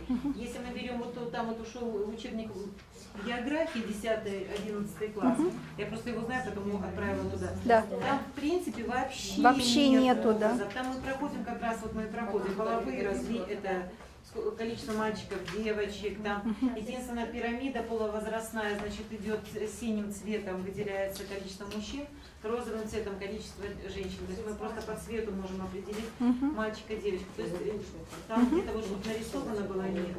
То есть мы можем сказать, что этот учебник, он практически гендерные аспекты не выделяет, да? То есть вообще как бы не видит их даже, не фиксирует. Да, да. Там вот это видно, что женщин больше становится там уже по А в статистике это отражается. Спасибо. Еще комментарии, кто готов? Да, ваш учебник. Я так посмотрела. Тише, тише, тише. Составители мужчина и женщина, на картинке видны яркие цвета, но в то же время вот мужчина и мальчик, отец и ребенок. В основном книга более научная, и остается впечатление, что это для мальчиков.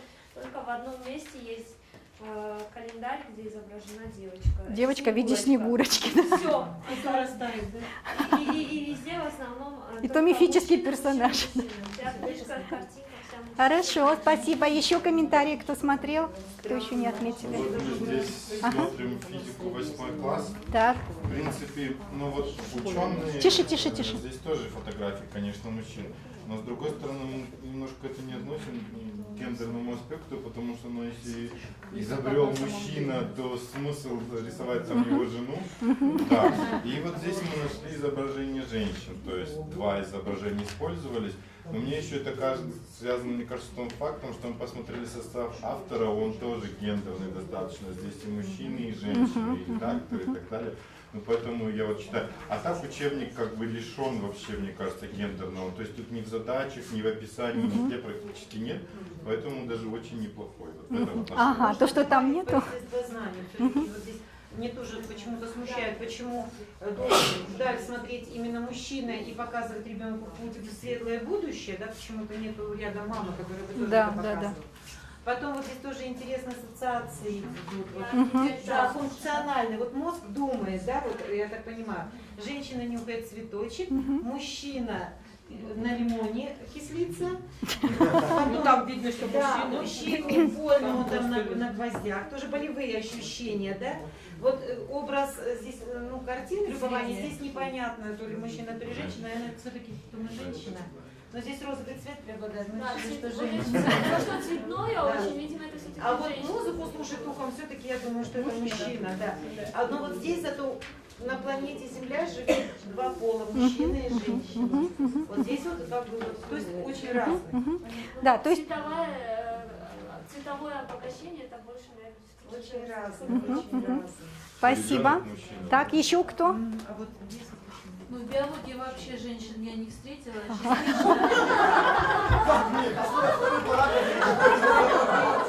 Там, где развитие и размножение, то пока означает женщина. Там все, больше ничего нет. Вот здесь вот еще почему-то кровообращение, по-моему, решили на женщине показать. Все. Спасибо. Спасибо. Таким образом, да, опять-таки, это действующие учебники, да, но вопрос о том, что, во-первых, концепция устойчивого развития там еще пока не везде отражена, да, это тоже требует отдельной работы, потому чтобы эти вещи интегрировать. Но как в предыдущей схеме было отмечено, да, что в любом из компонентов устойчивого развития есть свои гендерные аспекты, и освещая их, мы должны эти вещи тоже учитывать.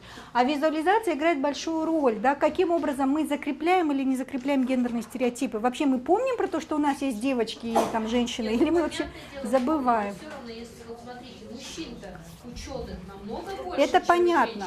Здесь никто не спорит. Естественно, вот я с Димой согласна, как поместить женщин, если они здесь ничего не открыли. Здесь я согласна. И какое конкретное путешествие не совершили. Да, но и здесь вопрос еще в том, что просто женщины в то время к науке вообще не были допущены, да, и поэтому их нет. Если бы они были допущены, может, они бы и были. То есть это просто историческое, ну, как бы исторический факт такой сложился. Если можно, давайте мы дальше пройдем и потом продолжим. Да? Следующий слайд, пожалуйста, сделайте. Давайте мы это... Ага. Значит, вот на что должно быть в итоге направлено образование для устойчивого развития именно с точки зрения гендера. Да? На самом деле, по возможности, понятно, не везде, где это можно, в смысле не везде, но где это возможно, мы должны стремиться деконструировать и отказываться от существующих традиционных сексистских подходов, да, закрепляющих неравенство. То есть ни в коем случае мы не должны там допускать, чтобы принижалась роль женщин или девочек, да, или наоборот там предъявлялись требования завышенные к мужчинам и так далее. То есть вот эти негативные гендерные стереотипы, мы должны следить, чтобы они в наших учебниках ни в коем случае не проявились. Я не знаю, помните вы или нет, но вот я когда училась в 1 классе, у нас в букваре был такой: мама мыла раму, а папа читал газету. Да? Помните? Вот. И рисунок был соответствующий. Да? То есть получается, что вот удел мамы мыть раму, а вот читать газету это вот только папа. Да? Вот если сейчас бы мы экспортировали этот продукт, этот учебный материал, мы бы рекомендовали заменить здесь все-таки и фразу, и картинку. Может, пример просто заменить? Так я и говорю, заменить, да, заменить пример. Ну и вот это мама мыла раму, папа читал газету, можно же и другое что-то сформулировать, да? Так, значит, не сексистское воспитание и образование, отказ от гендерных стереотипов, применение комплекса специальных мер, направленных на поддержку догоняющего пола. Что значит догоняющий пол? Да? То есть женщины, как мы уже признали, они в принципе позже включились в общественную экономическую жизнь. Да? То есть объективно позже. Практически только вот в позапрошлом году мы отметили 100 лет, как женщины получили избирательное право. Это была, значит, Новая Зеландия дала право, значит, голосовать, а избираться, значит, была Финляндия, первая страна в мире.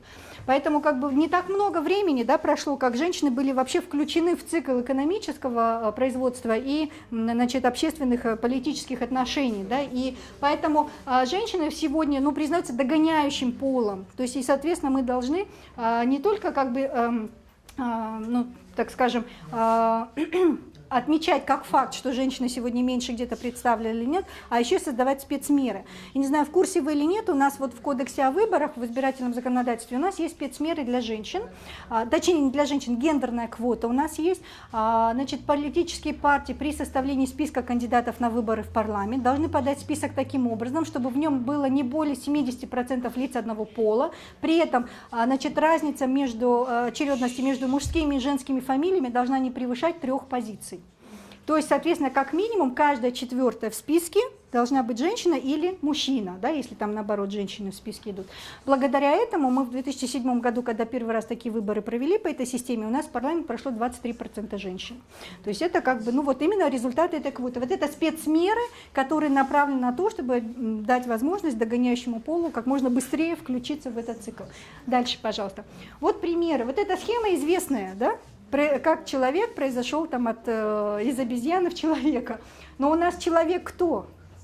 Мужчина, да, получается, мужчина это норма, а женщина так, ну, вариация, так скажем, на эту тему, да. Вот. Ну и вот современные уже, значит, как бы потом достройки здесь вот с вариантами мозга, вот, и здесь тоже, да. То есть поэтому вот эти фразы, что женщина не птица, курица, ой, фу, курица не птица, женщина не человек, да, там это баба не человек. Из-за того, что образ обнаженной женщины будет вызывать совершенно другие мысли. Да. А вот именно мужчину легче раздеть, в плане того, что у него ничего не видно. Я еще хотел сказать насчет учебника. Пожалуйста, следующий. Я просто вспоминаю, как мы учились. Да? Знаете, что вот здесь вот картинки, которые все связаны, да?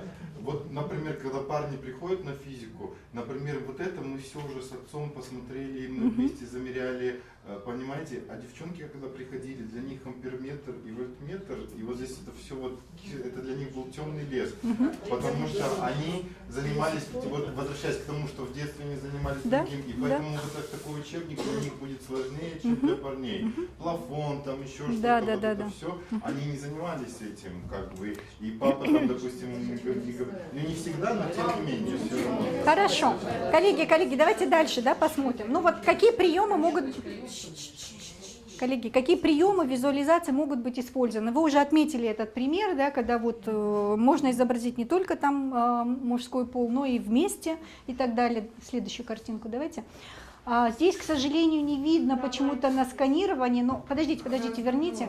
Но вот здесь контур мальчика, да, мужчины, состав тела, да, и так далее. То есть, в принципе, можно же не обязательно раздетого голова показывать, да? Можно же и в одежде. То есть мы же здесь фактически говорим, из чего состоит наше тело, да? И можно было бы, наверное, показать и мальчика, и девочку, в принципе. И тем самым показать, что у девочки то же самое. А то получается, что только у мальчиков. Дальше. Значит, вот смотрите, это вот так, когда даются задания, да, какие-то упражнения, уже что-то сделать экспериментальное, то вот, смотрите, неужели нельзя было здесь изобразить девочку со свечой? Можно же было чередовать, да, в одном эксперименте девочка, в другом мальчик и так далее, да, то есть, а здесь в этом учебнике только мальчики изображены, то есть на любых экспериментах, да. Дальше. Вот здесь тоже, да, вот мальчик, видите, хотя, ну, можно было бы и чередовать. Кстати, обратите внимание, вот здесь пример языка, да, который имеет значение. Здесь говорится: физика, страна чудес, подожди, скоро она тебе откроет свои тайны, то есть попытка диалогового такого формата задать, да, с учениками. А пока знания, которые ты получил, да, используем, чтобы и так далее, и так далее. И в этом учебнике используется, значит, как ход, что это клуб почемучек, и почемучки время от времени задают учителю вопрос, да, учитель им отвечает. Но когда он отвечает, он всегда отвечает так, что спросивший это только мальчик. Это ученик, это нечто, что здесь, кстати, я хотела отметить, в одном из учебников здесь даже дальше, пожалуйста. Ученикам задан... Ну, можно же тогда, смотрите, в этом случае можно было бы ответить: вы спросили или вы отметили, вы теперь знаете, да, то есть тогда предполагаю, что это и мальчики, и девочки, как бы, а не только лица мужского пола. Ну и вот этот учебник, который вы анализировали, да, он, конечно, вообще как, ну, хороший пример, да, действительно попытка визуализации и, значит, изображения сложных вещей, но доступным, простым каким-то языком. И вот здесь мы видим, да, сразу и мальчики, и девочки, как бы, и так далее, да, все это изображено в равной степени. Дальше, пожалуйста. Ну вот здесь, если посмотрим, да, вот что делают, здесь, конечно, можно придраться, да, и увидеть. Значит, бабушка вяжет, значит, мама печет, папа, значит, выбивает ковер, там, да, и так далее. То есть, можно по этой да. картинке, потому что это я стояла, когда мы это делали. Да, вот именно по этой картинке у нас был очень большой спор. Наш Каюшка, да, он предлагал: давайте сделаем наоборот, пусть папа печет пирожки, а мама, говорит, выбивает ковер. И тут центральноазиатская корпорация, так скажем, вы поймите, что если мы так сделаем, да, и они вообще предлагали вот все поменять. Я говорю, вы поймите, что в наших странах резкая смена это неправильно. Мы должны потихоньку, постепенно приучать к мысли.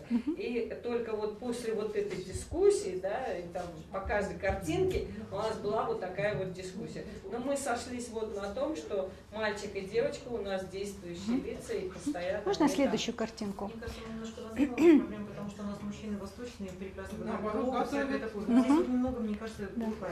Ну, в любом случае. Там машину мыть он предлагал, чтобы женщины. Хорошо. Вот давайте посмотрим дальше. Вот это пример, когда показывают, какая разная одежда у разных народов, ну вот и сделали на карте мира, да. Но здесь плохо видно опять, но если посмотреть, это все лица мужского пола. Хотя можно было хоть где-то изобразить где-то девушку или женщину в национальной какой-то одежде, да. То есть, да, давайте дальше. Или парочками. Вот одежда мужчин, вот это одежда женщин, например, да, пожалуйста. Да. Но при этом сделали, смотрите, в этом учебнике все-таки сделали пример, когда готовит мужчина. И это хорошо, да? Потому что мы показываем другие варианты, другие модели гендерного поведения, так скажем, которые должны, ну, в принципе, быть нормальными. Ничего. Да, дальше. Так, ну вот здесь, смотрите, даже варианты попытки охватить вопрос инклюзивного, да, значит, воспитания, когда мы должны относиться позитивно и, так скажем, так же, как ко всем, к лицам с ограничениями в возможностях здоровья. Да, и это вот очень часто у нас вообще упускается, что дети-то разные бывают. Дети бывают и нездоровые, и частично здоровые и так далее. А мы пишем учебники и, значит, разрабатываем материал, как будто бы у нас все дети одинаковые, все дети с одинаковым уровнем опыта, да, с предыдущего багажа там, и так далее, с определенными культурными там, установками и так далее. И получается, у нас часть детей может просто выпадать или не воспринимать, или не так понять тот материал, который мы хотим до них донести. Интересно было, если бы наоборот он дарил мне. Может быть, да. Это вот вариант, видите, уже творчество у вас включается, как это можно было бы обыграть. И это замечательно. Дальше, пожалуйста. Так, все. Значит, таким образом, это только некоторые наметки, да, им только покажут, что здесь поле не паханное для работы, да, да, и на самом деле, когда мы разрабатываем те или иные материалы, мы должны думать и о содержании, и о форме тоже, да, и то, и другое важно, и только совместными как бы усилиями на содержательном и, значит, на содержательном фронте и средствами изображения мы сможем добиться лучших результатов.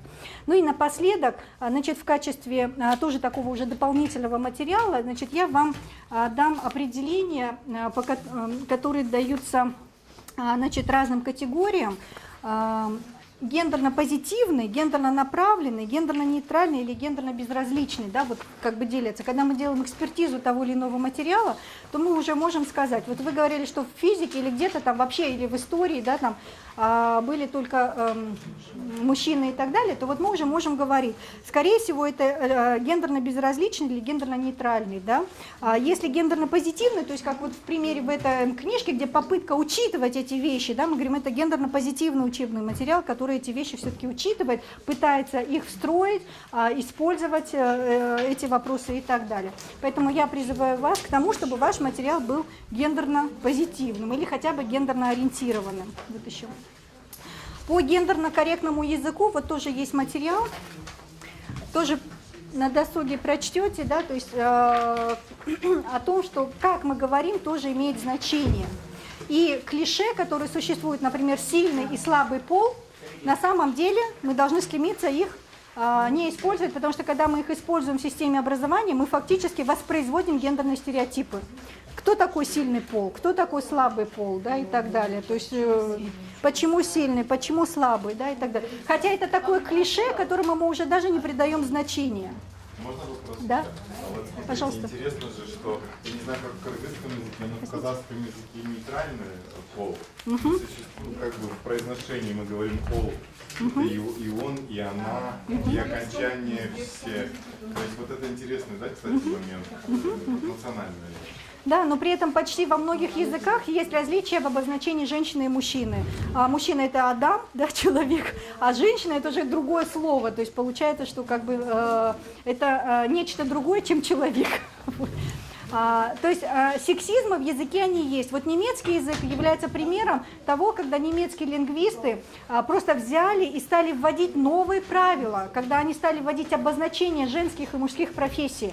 Вот эта вот приставка «ин» в конце, да, значит, именно вот, что это женская профессия. То есть у нас есть обозначение, там, не знаю, там, врача-доктор и докторин, да, то есть, значит, женщина-доктор и так далее. Это просто было принято на уровне лингвистики правила и было педантично введено в словарь.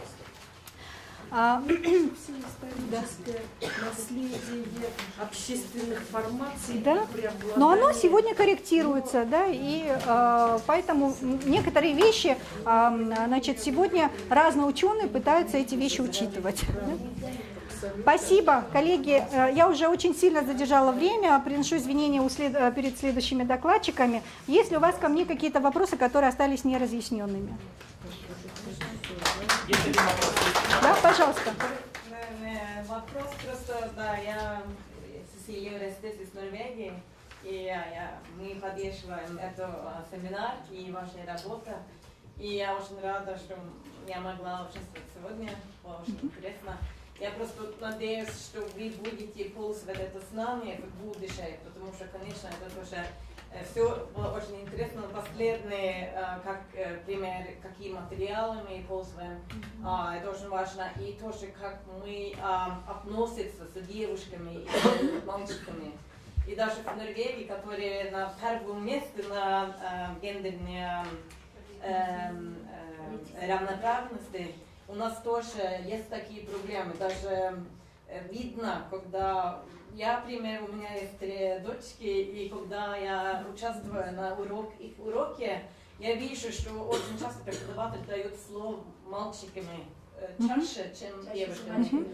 И это может быть женские преподаватели или мужские. Это не играет роль. Это просто, что есть такой смысл, что может быть важнее, что мужчины или мальчики думают. Поэтому я очень рада, что у нас было такое, потому что мы только начали это делать, что у вас в будущем тоже знанием этом, что важно, что есть праве тоже между детьми. Спасибо. Так, если нет больше вопросов, я всех вас очень благодарю за живую конструктивную дискуссию. Мне было очень с вами приятно работать. Спасибо.